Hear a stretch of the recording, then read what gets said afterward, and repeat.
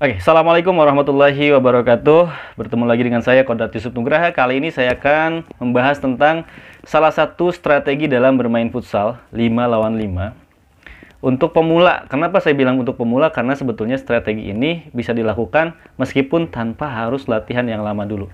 Karena kita tahu bahwa strategi dalam permainan atau pertandingan apapun, baik itu futsal, sepak bola, kemudian basket, itu sebetulnya untuk yang profesional itu harus dilatih terlebih dahulu. Pertama, karena mereka skillnya udah bagus, kemudian fisiknya udah bagus, mentalnya udah bagus. Tinggal penentuan adalah taktik dan strategi di lapangan yang mereka harus latihkan setiap latihan. Nah, ini buat kalian-kalian yang suka bermain futsal, kemudian kalian ada tanding, dan kalian belum pernah melakukan latihan yang namanya taktik dan strategi. Maka penjelasan berikut ini akan sangat efektif jika kalian terapkan atau aplikasikan dalam permainan futsal yang kalian lakukan. Kita akan bahas strategi bertahan posisi 2-2 untuk tim futsal pemula. Simak videonya. Oke, kita kembali ke lapangan. Di sini saya sudah menyeting formasi 2-2. Tim kita tim yang merah. Kita fokus tim yang merah dan tim lawan adalah tim yang hitam. Yang pertama yang harus kita pahamkan adalah penempatan posisi dari mulai para pemain nomor 2, nomor 3, 4, 5 dan 4. Ketika berhadapan dengan lawan yang sedang menguasai bola. Ini kan bola dikuasai oleh tim yang hitam. Oke, kita mulai dari nomor 2 dulu. Ini sudah saya setting posisinya seperti ini. Jadi nomor 2 itu menghadapi lawan yang bernomor 5. Kita ambil contoh dulu kalau misalkan dibikin sejajar kayak gini. Oke, sejajar. Ini bahaya. Kenapa bahaya? Karena ketika nomor 5 ini memegang bola, dia bisa langsung menerobos ke gawang.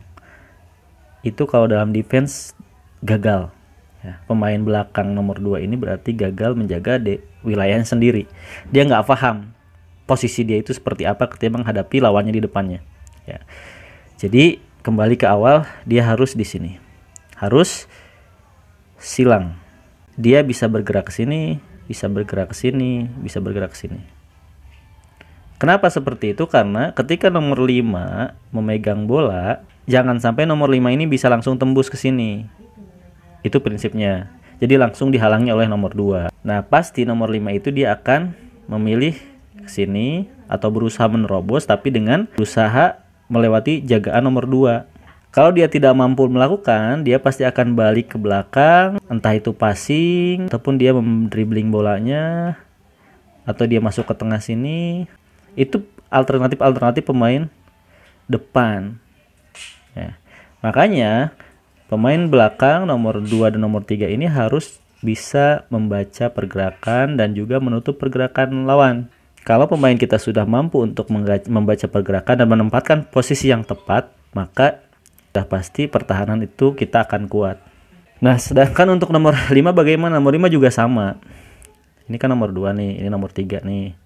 4 lawan 3, 4 lawan versus 3, 5 versus 2. Posisinya juga sama seperti itu. Karena kenapa? Kalau misalkan kita ulang lagi seperti tadi, kalau misalkan sejajar di sini atau nggak bisa jaga bola, misalnya dari kiper nih, ini nunggu di sini, dia kasih sini, udah lewat.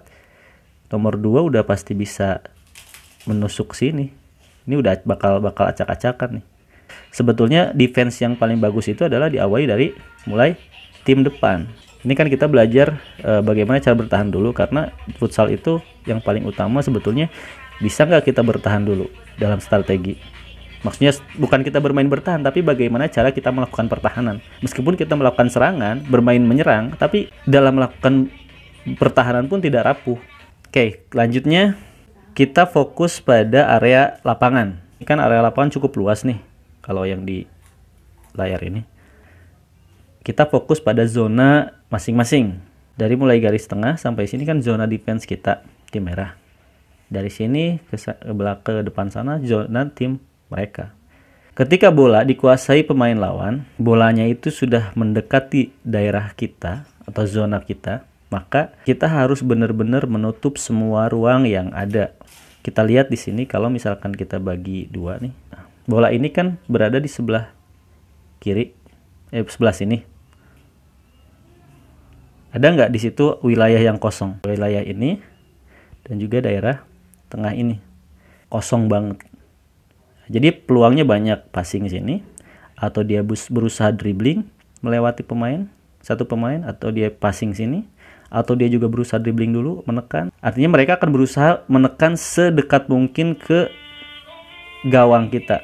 Bahayanya kalau misalkan area tengah ini dieksploitasi. Contohnya ini nomor 4 dia sini. Nomor 4 masuk ke tengah, di passing. Karena ini nomor 4 dan 5 sejajar, tadi kan sejajar posisinya gini.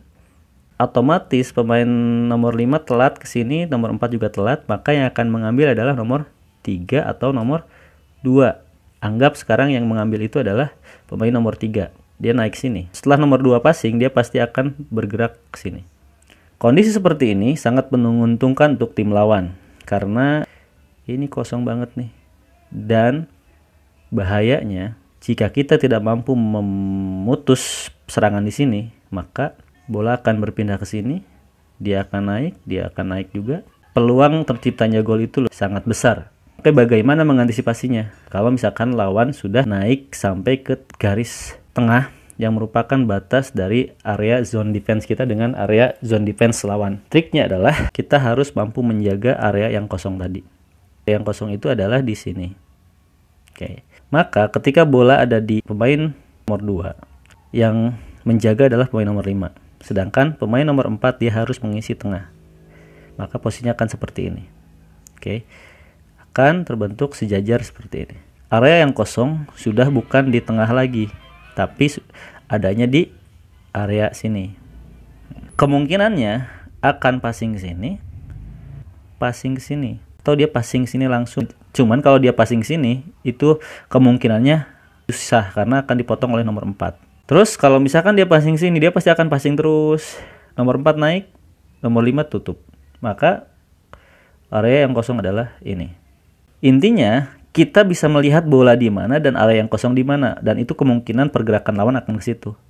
Tapi secara defense kita di sini aman karena gawang kita tertutup. Bola di sini, gawang kita di sini, dan kalaupun dia mau langsung nembus ke sini itu akan susah karena benar-benar ditutup. Pasti mereka akan mencoba membuka ruang dulu, memancing pemain kita dulu. Dia akan passing ke sini atau pasti akan rotasi, dia lari ke sini, kemudian ini naik, ini bisa ke sini, ini ke sini. Pasti aja rotasi lagi kayak gitu. Dia lari ke sini, dia ke sini, ke sini, dia ke sini, dia ke sini. Intinya kadang kadang muter-muter gitu kan. Kita nggak usah pusing liatin mereka, kita fokus aja sama apa yang udah kita buat dari awal. Berarti kan kayak gini kan kalau bola di situ. Ini kalau misalkan bola udah mendekati area bertahan kita.